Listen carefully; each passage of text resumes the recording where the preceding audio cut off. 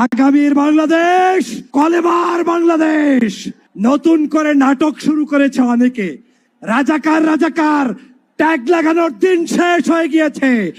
বাংলাদেশে এখন থেকে স্বাধীনতার 54 বছর পরে যারা এই রাজাকার শব্দ উচ্চারণ করে ইসলামী ঐতিহ্যকে ধ্বংসের ষড়যন্ত্র করবে, তাদের দাঁত ভাঙা জবাব দেওয়ার জন্য সবাইকে প্রস্তুত থাকতে হবে। আগামীর বাংলাদেশ কলেমার বাংলাদেশ। আগামীর বাংলাদেশ ইসলামের বাংলাদেশ। মাহজাব চিনি না, আলেম ওলামাদের মধ্যে বৈষম্য দেখতে চাই না।